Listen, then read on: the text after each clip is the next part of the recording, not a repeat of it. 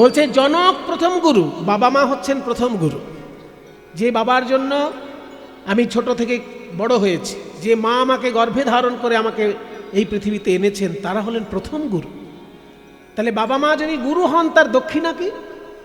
বাবা মা যদি গুরু হন, তাকে টাকা দিয়ে দিলে কিন্তু দক্ষিণা হয় না।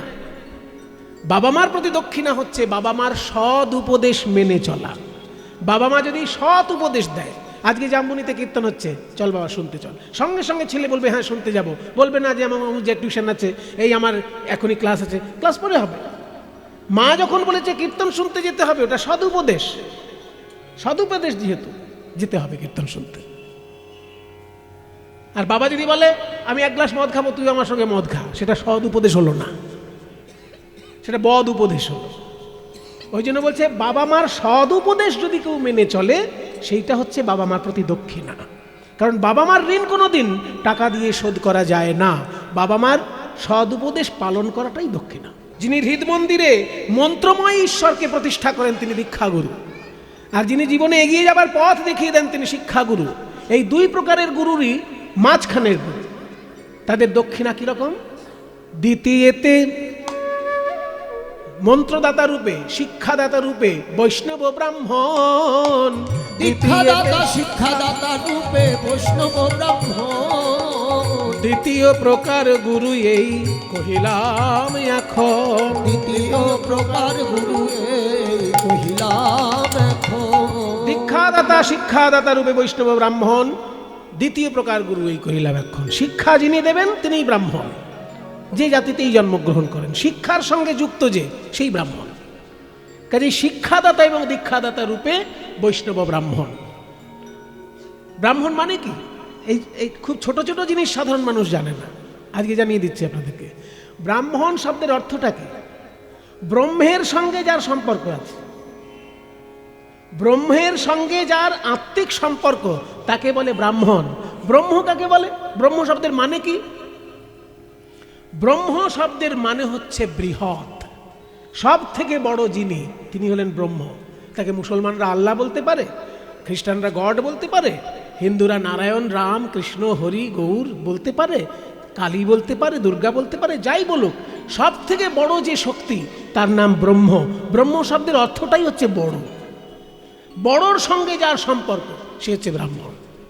বিশ্ব ব্রহ্মাণ্ডে সব থেকে বড় হচ্ছে ব্রহ্ম। কেন না? ঈশ্বর মহাশক্তি, সেই মহাশক্তির সঙ্গে যার সম্পর্ক তিনিই ব্রাহ্মণ। সেই জন্য তিনি শিক্ষাদানের অধিকার। এখানে ব্রাহ্মণ মানে একটা বিশেষ জাতি কিন্তু নয়, ব্রহ্মের সঙ্গে সম্পর্ক যার, সেই ব্রাহ্মণ, আর সেই শিক্ষার অধিকারী হয়। তাই শিক্ষাদাতা দীক্ষাদাতা রূপে বৈষ্ণব ব্রাহ্মণ দ্বিতীয় প্রকার গুরু এই কহিলাম এখন। তাদের দক্ষিণা কি? তাদেরকে টাকা পয়সা মাইনে দিয়ে দেওয়াটাই কিন্তু দক্ষিণা নয়। তাদের দক্ষিণা হচ্ছে তাদের সেবা করা। সেবা করা সম্ভব নয় বলে দক্ষিণা টাকা পয়সা দেওয়া হয়। দীক্ষাদাতা এবং শিক্ষাদাতা এই দুইজনকে সেবা করলে তবে দক্ষিণা দেওয়া হলো। সেবা করা সম্ভব হয় না বলেই টাকা হচ্ছে বিকল্প, সেবার বিকল্প হিসেবে টাকাটা দক্ষিণা। তাহলে টাকা কখনো দক্ষিণা নয়, সেবাটাই হচ্ছে দক্ষিণা। দীক্ষাগুরু এবং শিক্ষাগুরু বলে তাহলে তৃতীয় গুরু আর বাকি থাকলো কি? তুই যে বললি গুরু তিন রকম, প্রথম গুরু বাবা মা, দ্বিতীয় গুরু শিক্ষাদাতা দীক্ষাদাতা, তাহলে আর বাকি থাকলো কি? বলে দেখ, খেলার মধ্যে যে খেলে না সেও খেলার সঙ্গে যুক্ত থাকে, তার নাম আম্পায়ার, তাই না? আম্পায়ার কিন্তু বলও ধরছে না, ব্যাটও ধরছে না, সে দৌড়ে দৌড়ে কোনো ফিল্ডিং করছে না, কিন্তু সে একজন খেলার সঙ্গে যুক্ত আছে কি না, তার নাম আম্পায়ার। ঠিক তেমনি একজন আছেন যিনি সরাসরি দীক্ষাও দিচ্ছেন না, শিক্ষাও দিচ্ছেন না, বাবা মার মতন কোলে পিঠে বড়ও করছেন না, অথচ গুরু। তিনি কে? তিনি অন্তর্যামী ভগবান। দেখবেন কিছু কিছু লোক আছে দীক্ষাও নেয়নি, পড়াশোনাও নেই, অথচ জীবনে কখনো ভুল করেনি। এমন লোক পাবেন সমাজে, খুঁজে দু একজনকে পাবেন যে পড়াশোনা খুব বেশি নেই, দীক্ষা টিক্ষাও নেয়নি কারোর কাছে, কিন্তু কখনো ভুল করেনি, সে সারা জীবন ভালো কাজ করেছে। এটা কি করে হলো? না, সে যখনই কিছু ভুল করতে গেছে অমনি ভিতর থেকে কে যেন বলে দিয়েছে, এই তুই এই পথে যাস না, এই পথে যা। ওই যে ভিতর থেকে একজন বলে দিয়েছে এটা অন্যায়, এটা ন্যায়, এদিকে যাস না, এদিকে যা। ওই ভিতর থেকে যখন বলে দেয় ভক্তকে ভগবান, তখন তিনি ওই আম্পায়ারের মতন খেলার সঙ্গে যুক্ত না থাকলেও তিনি একজন গুরুর কাজ করেন। তাকে বলে অন্তর্যামী গুরু রূপে। অন্তর্যামী রূপে আমি ভগবান। তৃতীয়তে অন্তর্যামী রূপে আমি ভগবান। আপদে বিপদে ভক্তের করি পরিত্রাণ। আপদে বিপদে ভক্তের করি পরিত্রাণ। তৃতীয় গুরু হচ্ছেন ভগবান, এবং তিনি সবসময় আমাদের ন্যায় অন্যায় বলে দেন, আপদে বিপদে রক্ষা করেন।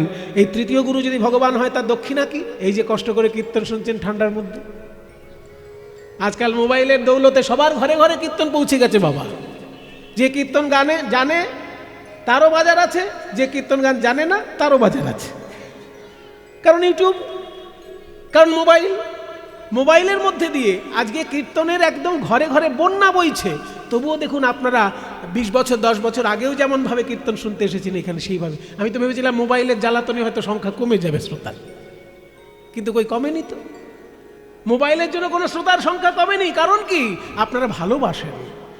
যেমন দেখেছি 10 বছর আগে আপনাদেরকে, সেই রকমই এই বছরেও দেখছি। পূর্ব পাড়ায় একজন, পশ্চিম পাড়ায় একজন, উত্তর পাড়ায় একজন, দক্ষিণ পাড়ায় একজন, 4টে পাড়া থেকে 4 জন মাত্র ভিক্ষা দিয়েছে। এখানে দুটো তত্ত্ব লুকিয়ে আছে। এই যে এত বড় পাড়ার মধ্যে একজন মাত্র ভিক্ষা দিল, ওই একটি ভালো মানুষের জন্য কিন্তু পুরো পাড়ার লোক রক্ষা পেয়ে গেল। কারণ যদি ভিক্ষাটা না দিত, পরবর্তীকালে কৃষ্ণের রোষানলে ওই পাড়া কিন্তু ছাই হয়ে যেত। সেই জন্য তত্ত্বটা হলো এই, কোনো এলাকার মধ্যে একটাও যদি ভালো মানুষ থাকে, তার জন্য সেই এলাকার সমস্ত মানুষ রক্ষা পেয়ে যায়।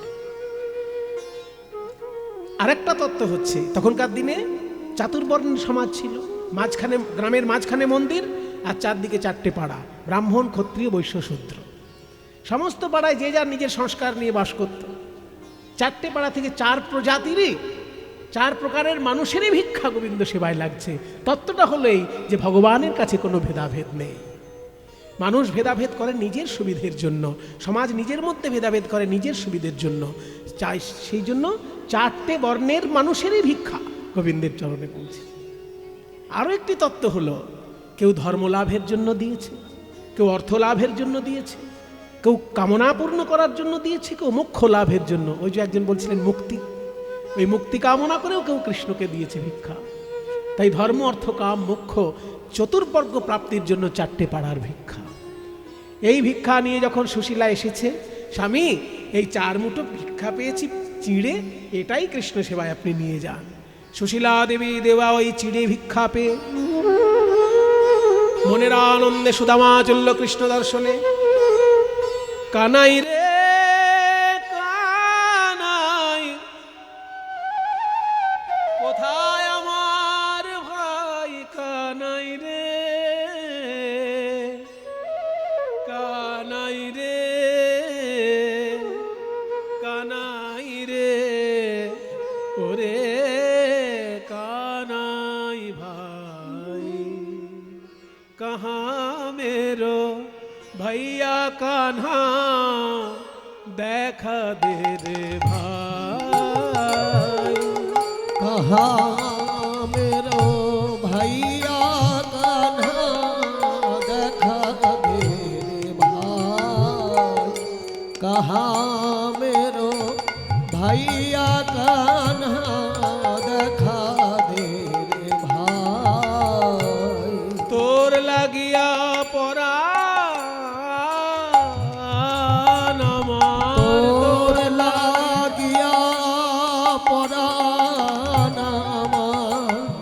দরিয়া যায়,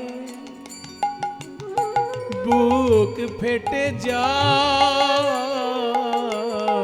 তোর লাগি মোর পরাণ আমার বিদরিয়া যায়। দেখা দে ভাই, কাহা মেরো ভাইয়া কানা দেখা কানাই রে।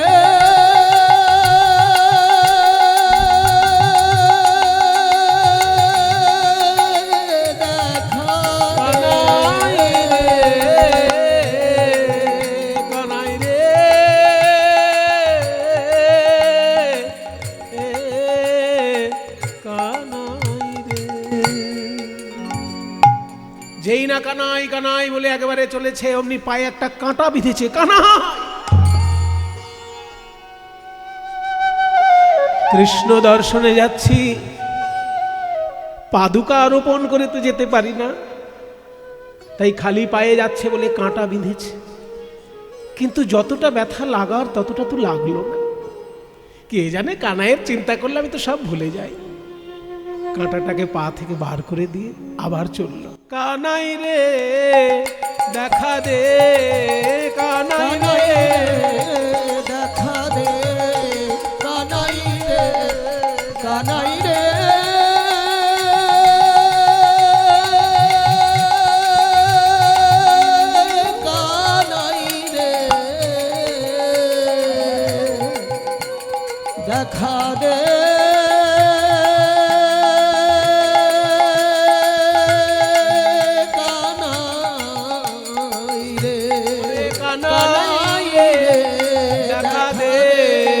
কানাই রে, দেখা দে,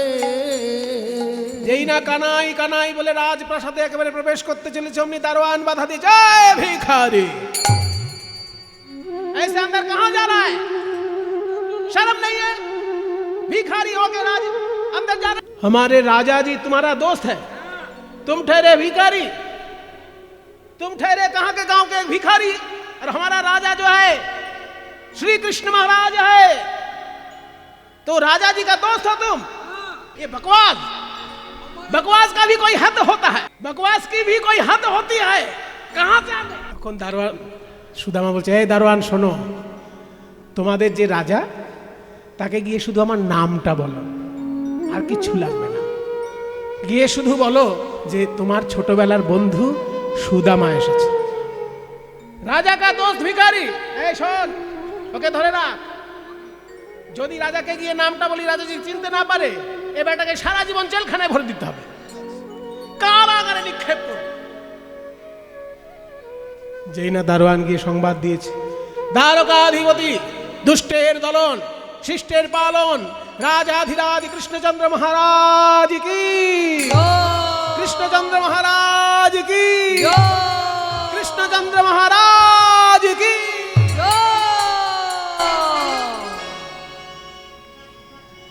বলো দারোয়ান, কি সংবাদ? আর বলবেন না মহারাজ, আপনার এই সোনার রাজ্যে কিছু অপদার্থ লোক ভিখারি সেজে রাস্তায় ঘুরে বেড়াচ্ছে, আর তাদের সাহস দেখুন, একজন ভিখারি এসে আবার বলছে সে নাকি আপনার বন্ধু।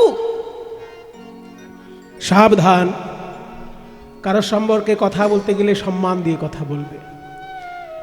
আমাদের ভারতবর্ষে ভিখারিরও একটা সম্মান আছে, কারণ আমাদের দেশে রাজাও যদি বৈরাগ্য গ্রহণ করেন তাকে ভিক্ষা করতে হয়। আমাদের দেশে যখন কোনো ব্রাহ্মণের পৈতে হয়, পৈতের দিন তাকে ভিক্ষা করতে হয়। কেন না, ভিক্ষা অন্নে যদি আমি বিদ্যা গ্রহণ করি, তাহলে কেউ কোনোদিন বলতে পারবে না যে আমি তোকে পড়িয়েছি।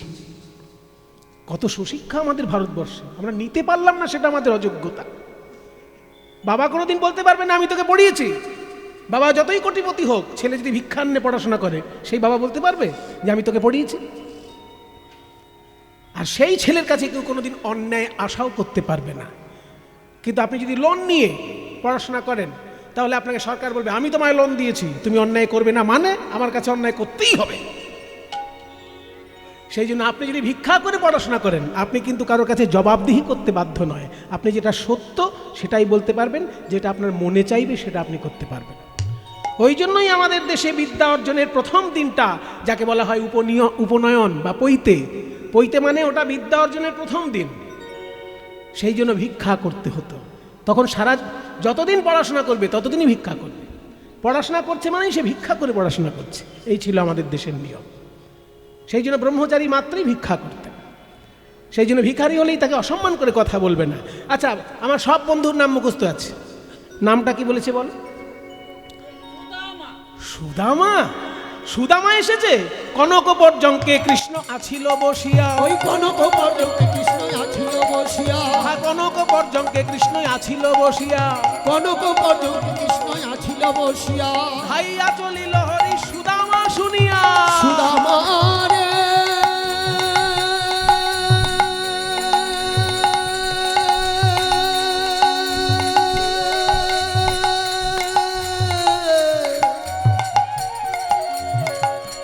ও প্রাণের ভাইয়া রে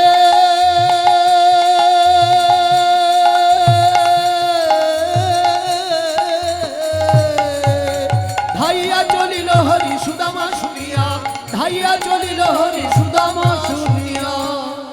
আয় আয় সুদামা, কাছে আয়। দারোয়ান দেখছে সর্বনাশ, এই ভিখারিটা তো সত্যিই রাজার বন্ধু।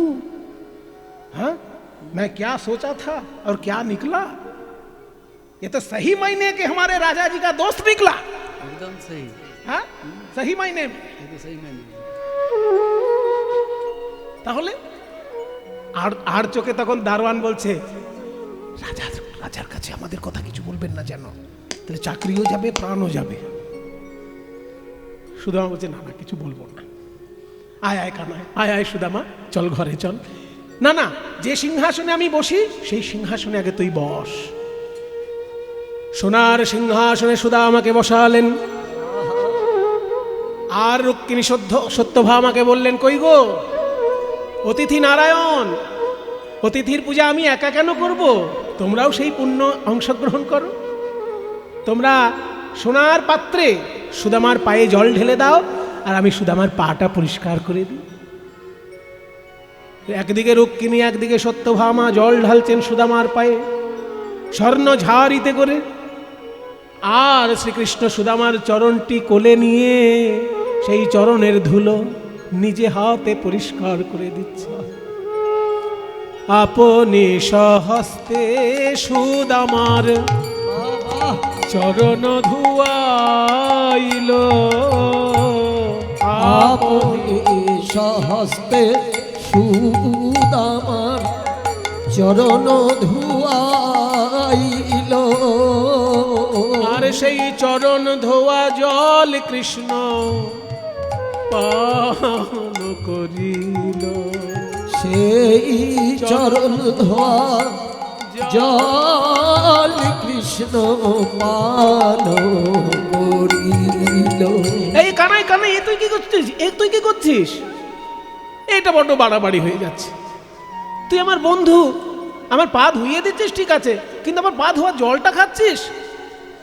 সুদামা, অতিথি নারায়ণ সে তো প্রথম কথা, আর দ্বিতীয় কথা হলো তুই হলি বেদ পাঠী বিপ্র। বেদ মানে সাক্ষাৎ ঈশ্বর, আর সেই বেদ চর্চা তুই করছিস মানে হৃদয়কে ধরে রেখেছিস শ্রীকৃষ্ণ ঈশ্বরকে। ওরে আমাকে লোকে ভগবান বলে মনে করে, কিন্তু আমি তো ভারতবর্ষের রাজনীতির সঙ্গে যুক্ত, আর রাজনীতির সঙ্গে যারা যুক্ত আছে ইচ্ছা না থাকলেও তাদের মিথ্যা আচরণ করতে হয়। রাজনীতি করবে অথচ জীবনে মিথ্যা কথা বলবে না, এটা অসম্ভব। রাজনীতির ইতিহাস বলছে তাই, যে রাজনীতি করলে তাকে মিথ্যা কথা একেবারে মনে প্রাণে ব্যবহার করতে হবে, এবং যদি সে একেবারে ধোয়া তুলসী পাতা হয় জীবনে সে রাজনীতি করতে পারবে না। কাজে আমাকেও বলতে হয়েছে, রাজনীতির চক্করে পড়ে আমাকেও বলতে হয়েছে। আমি ভীষ্মকে বলেছিলাম জীবনে অস্ত্র ধরবো না, কুরুক্ষেত্রের যুদ্ধে আমি অস্ত্র হাতে নেব না, এটা আমাকে ভীষ্মকে বলতে হয়েছে, কিন্তু আমি পেরেছি সেই কথা রাখতে। ভীষ্ম এমন বাণ মারতে রাখলো অর্জুনকে, আমি শেষকালে অর্জুনকে বাঁচানোর জন্য রথচক্র তুলে ধরে ভীষ্মকে মারতে গেলাম, তখন ভীষ্ম বলল আমি আর বাণ চালাবো না, কারণ তোমার কথাটা যে রাখতে পারলে না এইটা প্রমাণ করার জন্যই আমি বাণ মারছিলাম। তাহলে আমিও কথা রাখতে পারিনি, কারণ রাজনীতির সঙ্গে যুক্ত আছি। রাজনীতির সঙ্গে থাকলে সে কথা রাখতে পারে না এবং তাকে মিথ্যা কথা বলতে হয়, এগুলো রাজনীতির শর্ত। এই শর্ত পালন না করলে রাজনীতি করা যায় না। তাই রাজনীতি নিয়ে যেহেতু আমি আছি সেই জন্য আমাকে মিথ্যে কথা বলতেই হয়। কিন্তু তুই যেহেতু বেদ চর্চা নিয়ে আছিস, তুই গুরুদেবের চরণে কথা দিয়েছিস যে মিথ্যে কথা তুই জীবনে বলবি না, কারণ মিথ্যা বললেই বেদের মন্ত্র ভুল হয়ে যাবে। তাই তুই তো সত্যকে ধরে আছিস, আর সত্যকে ধরে আছিস মানেই তুই তো ঈশ্বরকে ধরে আছিস। তোর পা ধোয়ানো মানে ঈশ্বরের পা ধোয়ানো। আয় পা দুটো ধুইয়ে দিই। পা ধোয়া জল শ্রীকৃষ্ণ পান করলেন, নিজে আচরণ করে শিক্ষা দিচ্ছেন যে কি করে পণ্ডিতকে সম্মান জানাতে হয়, যারা বেদ চর্চা করে তাদের কিভাবে সম্মান করতে হয়। তারপর বললেন চল সুদামা তুই গিয়ে একটু বিশ্রাম করবি। শ্রীকৃষ্ণ যে ঘরে শুয়ে থাকতেন, বলো কিছু বলবেন দাদা? যখন সুদামার চরণ ধুয়ে দিলেন গোবিন্দ, এবার গিয়ে যখন কৃষ্ণ বিছানায় শুইয়েছে সুদামাকে, সুদামার চরণ সেবা করে দিচ্ছে। চরণ সেবা করছে যখন খাটের উপর বসেছে তো কৃষ্ণ, রুক্মিণী সত্যভামাকে বলছে তোমরা হাওয়া করো আর আমি আমার বন্ধুর পদসেবা করে দিই। যেই না পদসেবা করার জন্য খাটে বসেছে, দেখে কি কৃষ্ণের পায়ের তলায় একটা কাঁটা বিধে আছে। কানাই, এ কি রে, তুই রাজপ্রাসাদে থাকিস, সেখানে ধুলোকণা মাত্র নেই, তোর পায়ে এই কণ্টকবিদ্ধ হবার চিহ্ন কেন? রুক্মিণী সত্যভামা বলছে আর কি বলবো, আপনার বন্ধুর কাণ্ড দেখুন। কদিন আগে ওই কাঁটা আমরা পায়ে ফুটতে দেখেছি। আমরা বললাম আপনার পায়ে কাঁটা বিঁধলো কি করে? তখন বলল তোমরা জানো না, আমার বন্ধু সুদামা আসছে, পথে ওর পায়ে কাঁটা বিঁধেছে, সেই কাঁটা তোমরা আমার চরণে দেখছো। কানাই রে,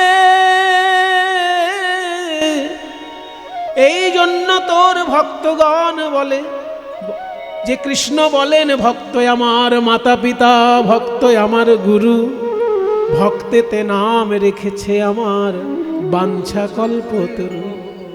ভক্তের ব্যথা তুই গ্রহণ করিস, ভক্তের ব্যথায় ভক্তের দুঃখে তুই কাঁদিস। ওরে কানাই, কাঁটা বিঁধলো আমার পায়ে, আমি ব্যথা পেলাম না কেন? আজকে আমি বুঝতে পেরেছি সেই ব্যথা তাহলে তুই নিয়েছিস কানাই, তুই নিয়েছিস।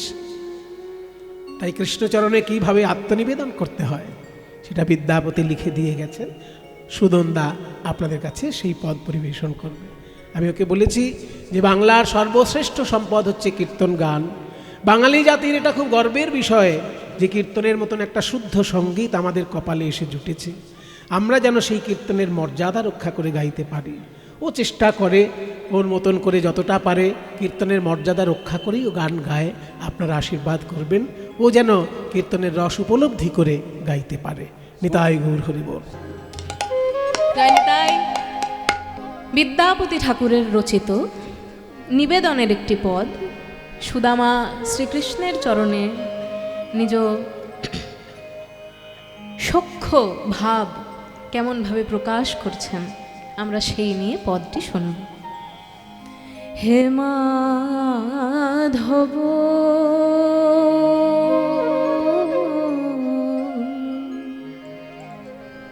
বহুত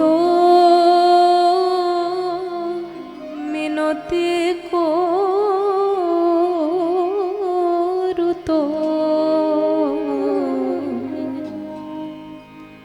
হে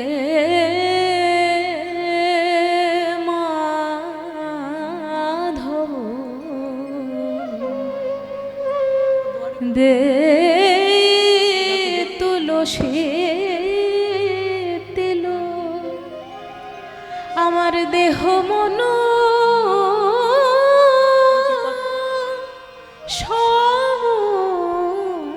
সমর্পণু দয়া জানি ছোড়াবে মন আমার গণইতে দোষ গুণলেশ না পাওবে গণইতে দোষ গুণলেশ না পাওবি। गो जब तू करबे विचार, जब तू करबे বিচার। বলা হচ্ছে হে মাধব তোমার চরণে আমি মিনতি জানাই। কিসের মিনতি? গণইতে দোষ গুণলেশ না পাওবি। মৃত্যুর পরে আমার যখন দোষ গুণের বিচার হবে তখন আমার দোষই শুধু পাবে। গণইতে দোষ গুণলেশ না পাওবি, আমার গুণ তো কিছু পাবে না মাধব। তুমি যখন বিচার করে দেখবে গুণ তো কিছুই পাবে না মাধব। যখন বিচার করে দেখবে গুণ তো কিছুই পাবে না মাধব।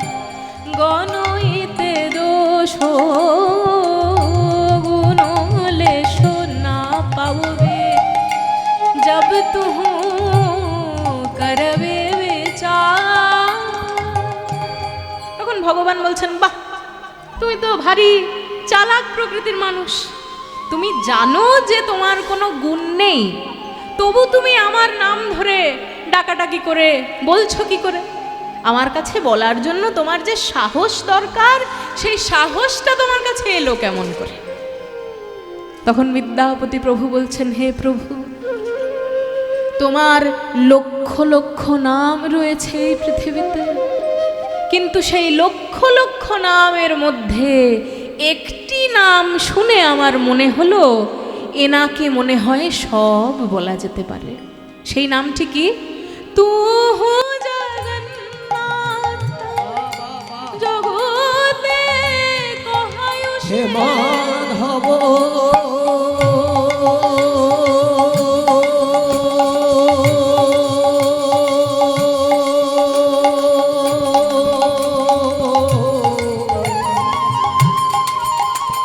হে মাধব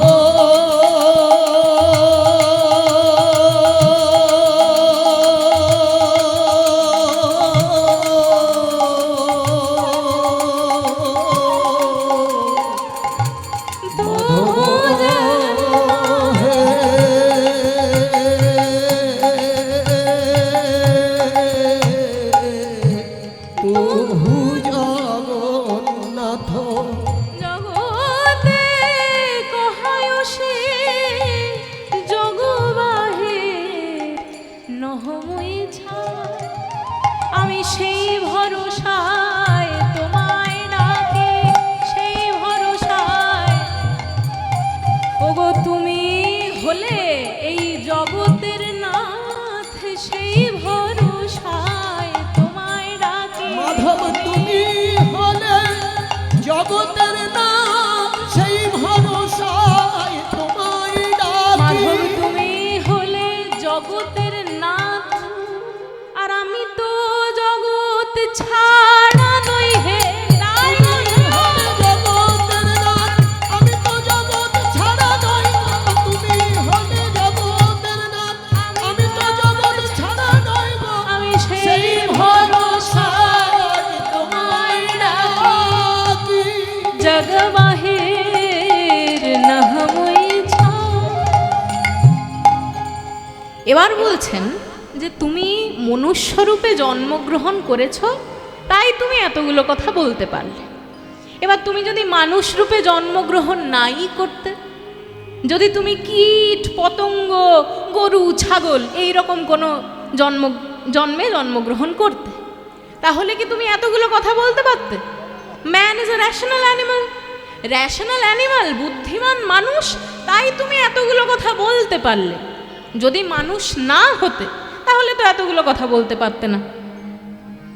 তখন বিদ্যাপতি ঠাকুর বলছেন, হে প্রভু, পরজন্মে আমি কেমন রূপে পৃথিবীতে আসব তা জানি না, তাই এই জন্মে যখন মানুষ রূপে জন্মগ্রহণ করতে পেরেছি, পরের প্রত্যেকটি জন্মের জন্য আমি একটি প্রার্থনা করে গেলাম। সেই প্রার্থনা কি? কি মানুষ পশু পাখি কে জন্মে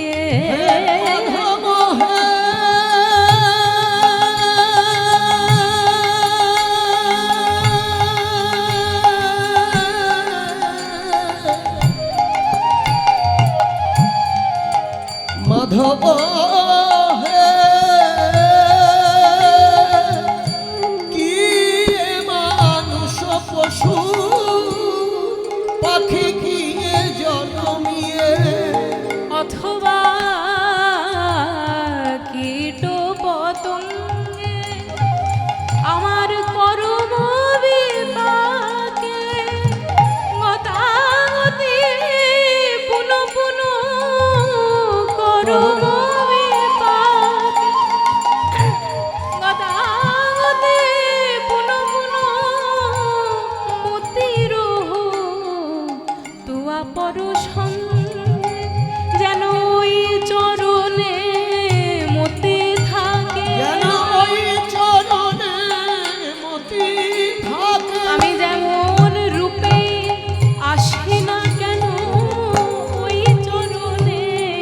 হতে থাকে আমি যেমন ভাবে আসি না কেন ওই চরণে মতি থাকে। মতির তুয়া পরশঙ্গে। এবার এমন সুন্দর পদটি যিনি লিখেছেন তাকে প্রণাম জানিয়ে আমি আমার অংশটি শেষ করব।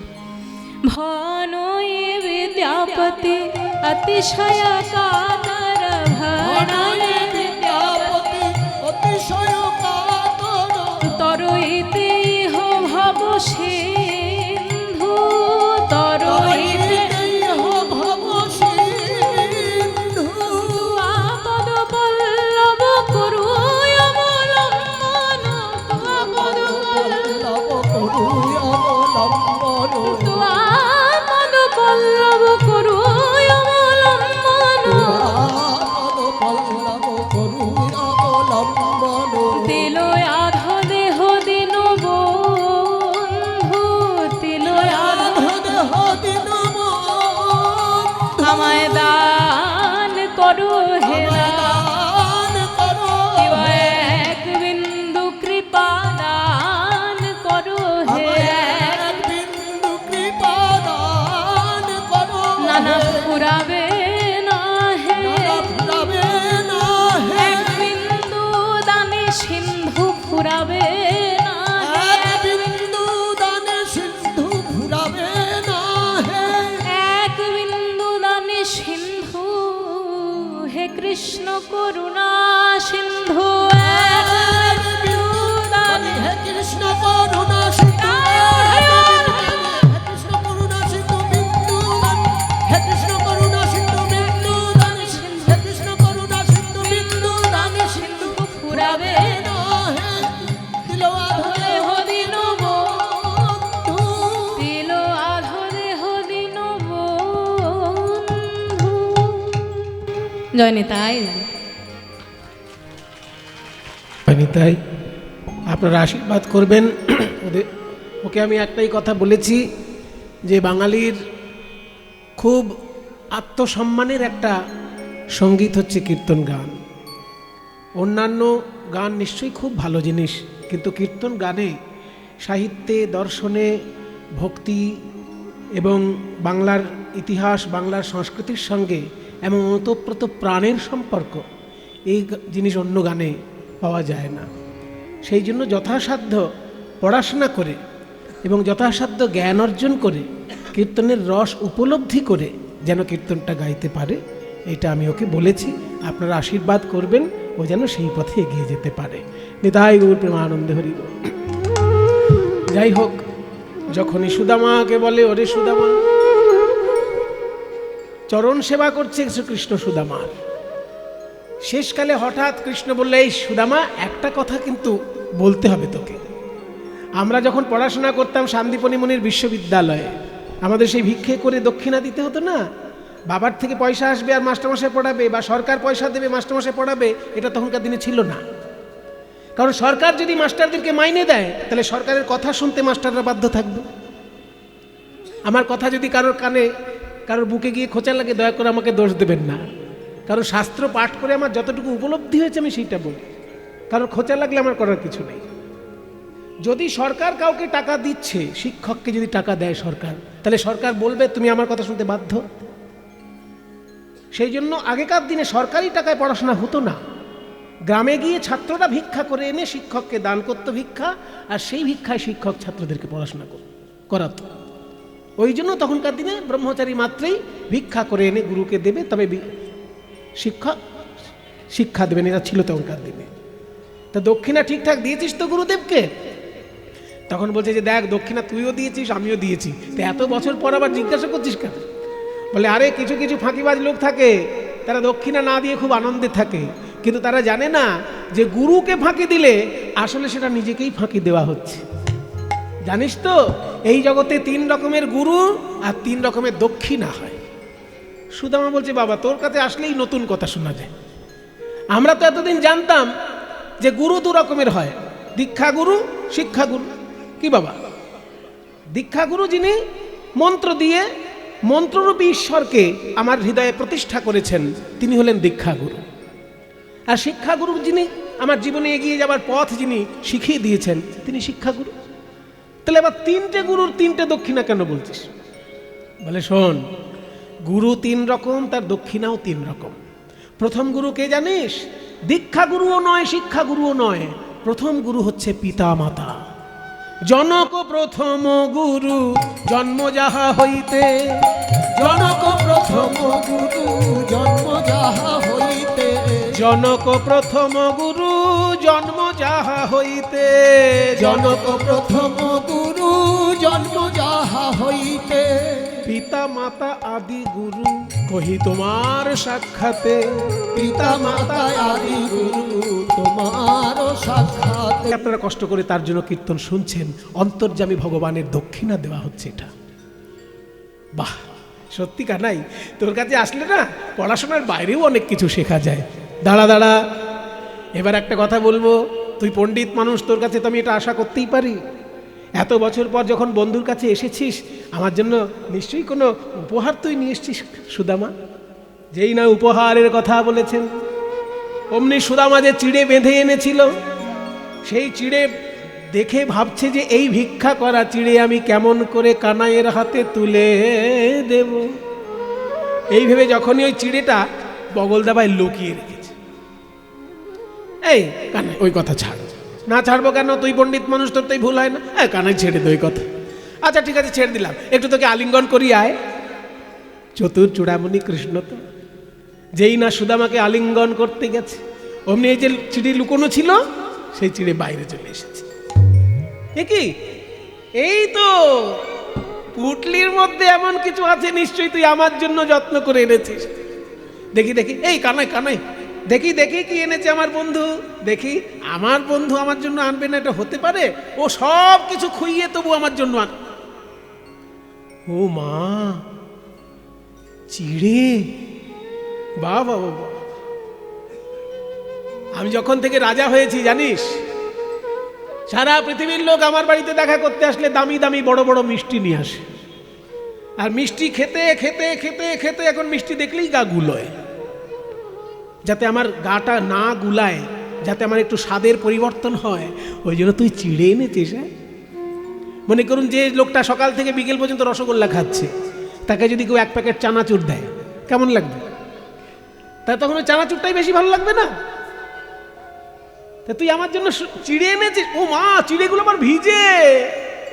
তার মানে চিড়ে যাতে আমার গালে না ফোটে, আমার গলায় যাতে লেগে না যায়, শুকনো চিড়ে আনিসনি, ভিজিয়ে এনেছিস। কত ভালোবাসিস সুদামা। সুদামা থাকতে না পেরে বলে, কানাই রে, ওরে আমার জীবন কানাই, তোর জন্যই আমি অত শত ভেবে চিড়ে আনি নাই। ঘরে কিছু ছিল না বলে আমার গিন্নি ভিক্ষা করতে গেছিল। আমি যে বেদ পাঠ করি, মিথ্যা কথা আমি বলতে পারি না। ওই ভিক্ষা করে 4 পাড়ায় 4 মুঠো চিড়ে পেয়েছে। ওই ভিক্ষা করা চিড়ে যে কানাইয়ের মুখে আমি সুস্বাদু আম তুলে দিতাম, সেই কানাইয়ের মুখে এই ভিক্ষা করা চিড়ে কেমন করে তুলে দেব, এই ভাবতে ভাবতে আমার চোখের জলে চিড়ে ভিজে গিয়েছে। আমার চোখের জলে চিড়ে ভিজে গিয়েছে। আমার চোখের জলে চিড়ে ভিজে গিয়েছে। আমার চোখের জলে চিড়ে ভিজে গিয়েছে। আমি কেমন করে দেব বদনে, ভেবে চোখের জলে চিড়ে ভিজে গিয়েছে। আমি কেমন করে দেব বদনে, ভেবে চোখের জলে চিড়ে ভিজে গিয়েছে। আমি কেমন করে দেব বদনে, যে বদনে ননি দিতে আমার কর কমে। কেমন করে দেব বদনে নদীতে আমার ঘর ভেবে চোখে জলে চিড়ে ভিজে গিয়েছে। কৃষ্ণ বলে সুদামার তুই কাঁদিস না, আমি তো গীতায় প্রতিজ্ঞা করেছি, পত্রং পুষ্পং ফলং তুয়ম यो मे भक्त्या प्रयच्छति तदहम भक्ति उपहृतमश्नामि प्रियतात्मनः। কেউ যদি আমায় ভালোবেসে একটি ফল দেয় আমি তাই খাই, ফল জোগাড় করতে না পেরে কেউ যদি একটি ফুল দেয় তাই গ্রহণ করি, ফুল দিতে না পেরে কেউ যদি একটি তুলসী পাতা দেয় তাও খাই রে সুদামা। আর পাতাও না পেয়ে কেউ যদি শুধু গঙ্গা জল নিয়ে বলে হে গোবিন্দ আজ আমার কিছুই জোটে নয়, তুমি এই জল পান করো, আমি সেই জলই পান করি রে সুদামা। তুই আবার দাঁড়ে দাঁড়ে ভিক্ষা করে চিড়ে এনে দিয়েছিস, আমাকে তো কত মূল্যবান প্রসাদ দিয়ে সবাই ভোগ দেয়, আয়োজনে আয়োজনে মন্দিরে মঠে মন্দিরে ঘরে ঘরে আমায় পূজা করে সবাই, কিন্তু এমন ভাবে চোখের জলে ভিজা চিড়ে কেউ তো দেয় না, চোখের জলে ভিজা চিড়ে কেউ তো দেয় না। হে গোবিন্দ সেবা সেবা করো বলে চোখের জলে ভিজা চিড়ে কেউ তো দেয় না। হে গোবিন্দ সেবা সেবা করো বলে চোখের জলে ভিজা চিড়ে কেউ তো দেয় না। ওরে সুদামা তোর এই ভিক্ষা করা চিড়ে তাও আবার চোখের জলে ভিজানো, তাতে আমি এত আনন্দ পেলাম। এই দেখ তোর সামনে আমি এই চিড়ে খাচ্ছি, শুধু ভক্ষণ করছি তা নয়, আমি তোর কাছে কথা দিলাম আগামী কলিযুগে কোনো জীব যদি ভিক্ষা করা চিড়ে দিয়ে আমায় মালসা ভোগ সাজিয়ে দেয়, আমি গৌরাঙ্গ মহাপ্রভু রূপে সেই মালসা ভোগের চিড়ার প্রসাদ খাবো। সেই জন্য কলিযুগে ঘরে ঘরে মহাপ্রভুর ভোগ যখন হয়, দ্বারে দ্বারে ভিক্ষা করা অর্থে ওই চিড়ের ভোগ দেওয়া হয়। নাহি জানি পরিপাটি আমার নাহি আয়োজন, নাহি জানি পরিপাটি নাহি আয়োজন। সুখারুখা এক মুষ্টি করহ ভক্ষণ হরে হরে সুখারুখা মুষ্টি করহ ভোজন ভজবতী তৈধারণ শ্রী গৌর হরি নবদ্বীপ বিহারী শ্রী গৌর হরি নবদ্বীপ গৌর হরি নবদ্বীপ বিহারী গৌর হরি নবদ্বীপ গৌর হরি নবদ্বীপ হরে হরে দীন দয়াময় হিতকারী ভজতি তয়ুদারণ শ্রী গৌর হরি। দেখুন একজন বলছিলেন বাংলাদেশের পদকর্তা ছাড়া কীর্তন গান অসম্পূর্ণ। একদম ঠিক কথা। বাংলাদেশ তো আলাদা কোনো দেশ নয়, ভারতবর্ষের সংস্কৃতিরই এক অংশ। বৈষ্ণব আন্দোলনটা গোটাটাই পশ্চিমবঙ্গ পূর্ববঙ্গ মিলিয়ে। বৈষ্ণব আন্দোলন শুধুমাত্র পশ্চিমবঙ্গের জিনিস নয়, বাংলাদেশেরও। এবার কিছু অপদার্থ লোক দেশ ভাগাভাগি করে দিয়ে গেছে, তার অভিশাপ আমাদেরকে বহন করে চলতে হচ্ছে। তাহলে এই যে এত সুন্দর পদটা আপনারা শুনলেন, এটা তো নরোত্তম দাসের লেখা। আর নরোত্তম দাস জন্মেছেন কোথায়? রাজশাহী জেলার রাজপুত্র তিনি। তাহলে তার পদ ছাড়া বৈষ্ণব জগৎ সম্পূর্ণ হয় কি? নরোত্তম দাস ঠাকুরের পদ ছাড়া বৈষ্ণব সাধনা অসম্পূর্ণ। এত সুন্দর পদটা শ্রীকৃষ্ণ চৈতন্য প্রভুর দাসের অনুদাস শ্রীকৃষ্ণ চৈতন্য প্রভু দাসের অনুদাস সেবায় অভিলাষ মাগে কে নরোত্তম দাস হরে হরে সেবায় অভিলাষ মাগে নরোত্তম দাস অধরপতি তয়ুধারণ শ্রী গৌর হরি। কই গো গিন্নি সুদামার প্রসাদ আমি খাচ্ছি দেখো, বলে দেখবো না, আমরাও খাবো। আপনি এক মুঠো খেয়েছেন ভালো কথা, আর খাবেন না, দয়া করে আপনি আমাদের জন্য প্রসাদ রাখুন। এই বলে তখন সবাই কণা কণা প্রসাদ নিচ্ছে। ওই যে সুদামার ভিক্ষে করা চিড়ের প্রসাদ, পুরো রাজপরিবারের সবাই প্রসাদ পাচ্ছে, কারণ শ্রীকৃষ্ণ পেয়েছেন। এবার কোথায় ছিল নারদ? সেও সেইখানে এসে ঠিক হাজির। ওইখানে কোথায় একটা পেয়েছে কণা, আর সেই কণা পেয়ে ওই সুদামার প্রসাদ যখন নারদ পাইল, ওই সুদামার প্রসাদ যখন নারদ পাইল, এবার নাচিতে নাচিতে নারদ কৈলাসেতে গেল। ওই নাচিতে নাচিতে নারদ কৈলাসেতে গেল। ও মামা,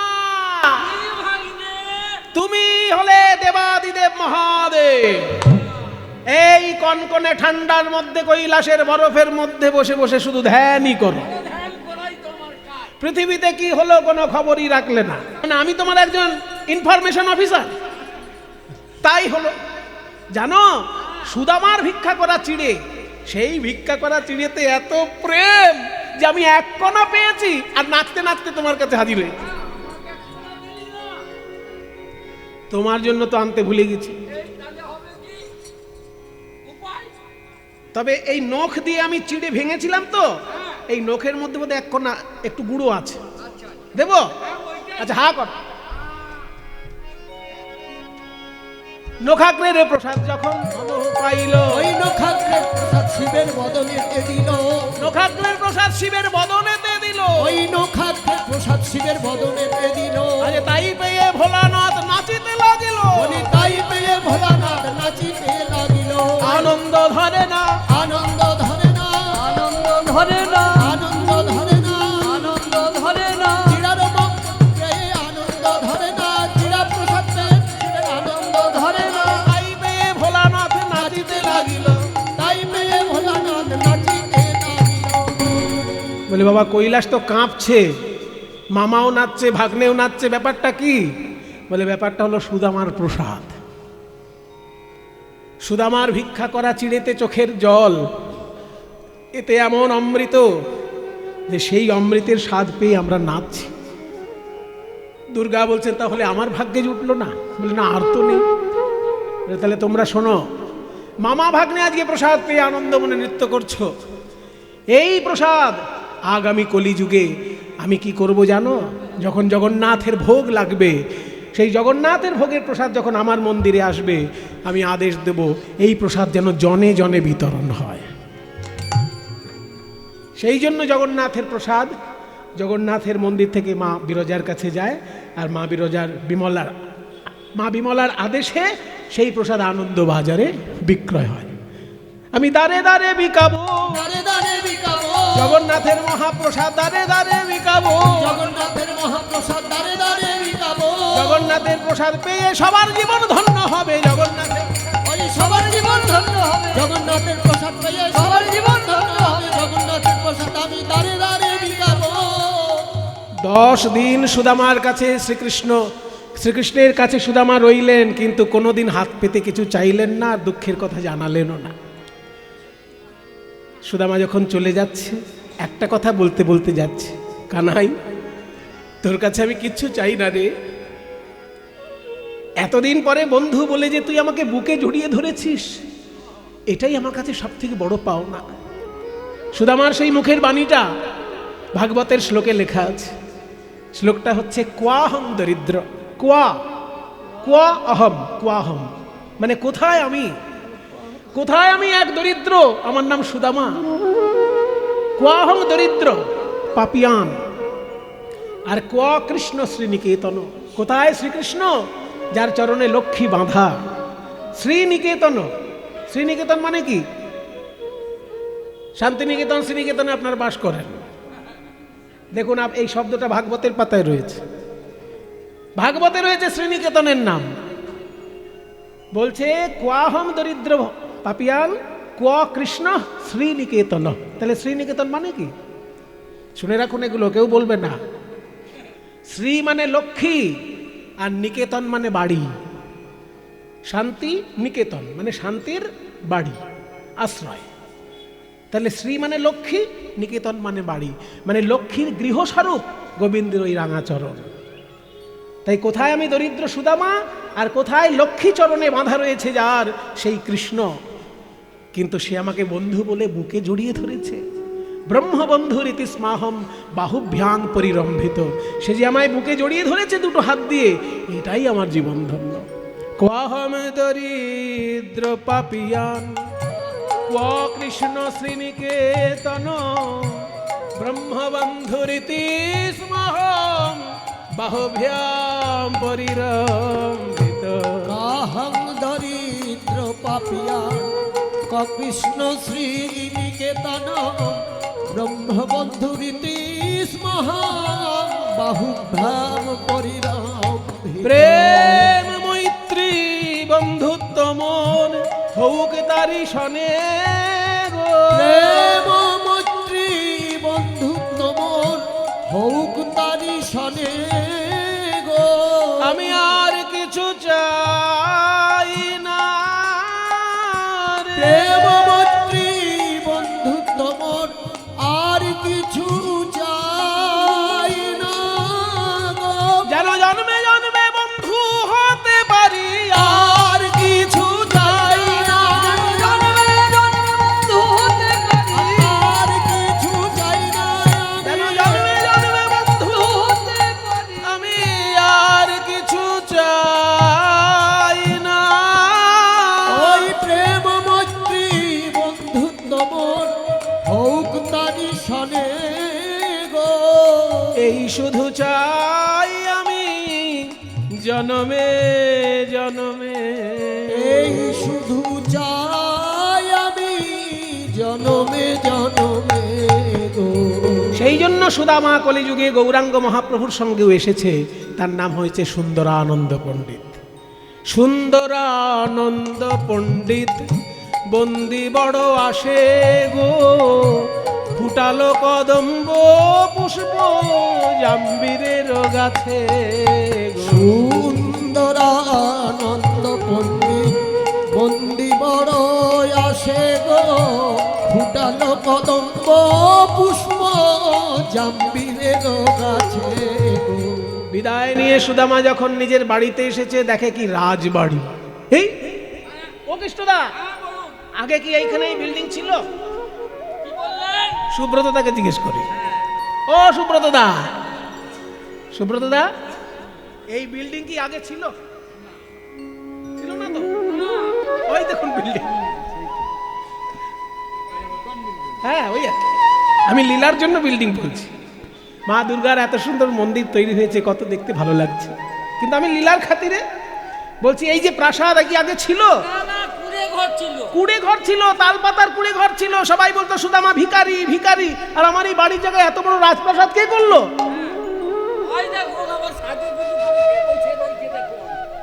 রাজপ্রাসাদের ভেতর থেকে তখন সেজে গুজে সুদামার স্ত্রী আসছে। সুব্রতদা বললেন, এইখানে যে মন্দিরটি তৈরি হয়েছে, একদিকে মহাদেব দেবাদিদেব মহাদেবের মন্দির, আর তার পাশে একদিকে রাধাকৃষ্ণের মন্দির থাকবে, মাঝখানটায় মা দুর্গার মন্দির থাকবে। কত সুন্দর একটা ভক্তির সুন্দর পরিমণ্ডল তৈরি হয়েছে এই জায়গাটা। মাঝখানে এই যে বিশাল মন্দির দেখছেন, একদিকে থাকবেন বাবা মহাদেব, একদিকে থাকবেন রাধাকৃষ্ণ, আর মাঝখানে থাকবেন মা দুর্গা। শাক্ত বৈষ্ণব শৈব সব একাকার, মিলেমিশে আমরা আনন্দ করতে পারবো। এই তো আমাদের ভারতবর্ষ। তাহলে এই যে মন্দিরটি সুন্দরভাবে তৈরি হচ্ছে, সকলে সহযোগিতা করে এর পরিপূর্ণ রূপ আপনারা দেবেন, এই প্রার্থনা সবার কাছে জানিয়ে রাখি। আর সুদামা বলছে যে আমার এই রাজপ্রাসাদ তো আগে ছিল না। তখন ভেতর থেকে সুশীলা দেবী সর্ব অলঙ্কারে সজ্জিতা হয়ে এসে বলছে, ওগো এই রাজপ্রাসাদ তোমারই রাজপ্রাসাদ। হ্যাঁ বলে, তুমি যখন কৃষ্ণের কাছে গেছো, তারপর একদিন দেখি মা লক্ষ্মী স্বয়ং এসে আমাকে গয়না দিয়ে সাজিয়ে দিলেন।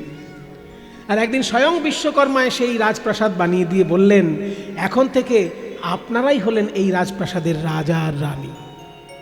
তাই তুমি এই বাড়ির রাজা আর আমি হলাম রানী। যেখানে এই রাজপ্রাসাদ ছিল সেটা হচ্ছে গুজরাটে পোরবন্দর বলে জায়গাটির নাম। দেখুন কিভাবে ইতিহাস ভারতবাসী আমরা বিকৃত করে ফেলেছি নিজেদের ইতিহাস। জায়গাটার নাম ছিল সুদামাপুরী, এত সুন্দর নাম ছিল সুদামাপুরী। সেখানে সুদামার নামটা বাদ দিয়ে দিল, কারণ ওখানে মুসলমানের শাসন ছিল তখন।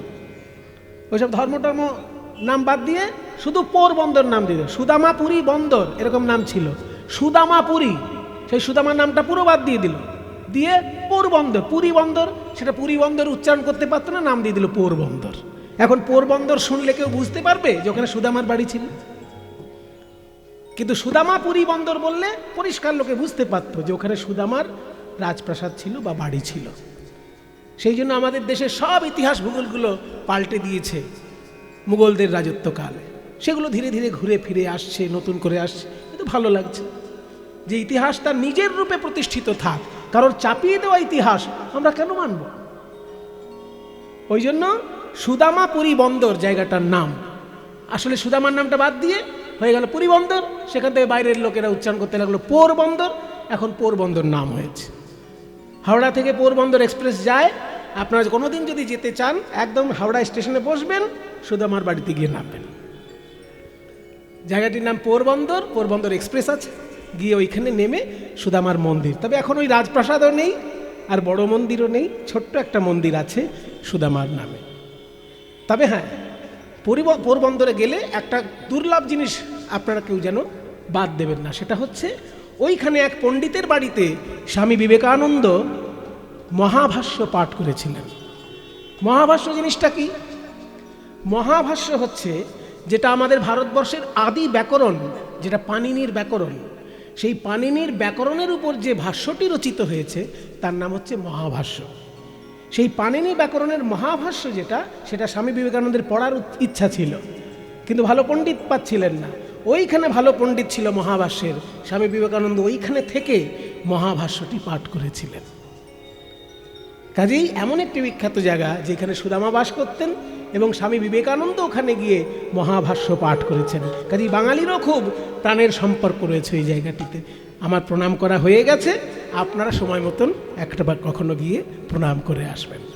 তাই সবাই মিলে একবার সুদামার জয়ধ্বনি দিন, বলুন কৃষ্ণ সুদামা কি, কৃষ্ণ সুদামা কি, কৃষ্ণ সুদামা কি, জয় গৌর ভক্ত বৃন্দ, গৌর যার প্রাণ, জয় গৌর ভক্ত বৃন্দ, গৌর যার প্রাণ। একবার প্রাণ ভরে জয় দাও, বলো জয় গৌর ভক্ত বৃন্দ, প্রাণ ভরে জয় দাও ভাই। করুণা সিন্ধু গৌর ভক্ত বৃন্দের প্রাণ ভরে জয় দাও ভাই। করুণা সিন্ধু গৌর ভক্ত বৃন্দে প্রাণ ভরে জয়, বলো জয় গৌর ভক্ত বৃন্দ, গৌর যার প্রাণ। সবে মিলে করো মোরে প্রেম ভক্তি দান, সবে মিলে করো মোরে প্রেম ভক্তি দান। হরে কৃষ্ণ হরে কৃষ্ণ, কৃষ্ণ কৃষ্ণ হরে হরে, হরে রাম হরে রাম, রাম রাম হরে হরে। হরে কৃষ্ণ কৃষ্ণ কৃষ্ণ হরে হরে, হরে রাম রাম রাম হরে। ভজন তাই গৌর রাধে শ্যাম, হরে কৃষ্ণ হরে রাম, ভজনি তাই গৌর রাধে শ্যাম, হরে কৃষ্ণ হরে রাম, নিতাই গৌর রাধে শ্যাম, হরে কৃষ্ণ হরে রাম। নিতাই গৌর রাধে শ্যাম, হরে কৃষ্ণ হরে গৌর হরি বল, হরি বল, হরি বল, হরি বল, নিতাই গৌর হরি বল, হরি বল, হরি বল, হরি বল, নিতাই গৌর হরি বল, হরি বল, হরি বল।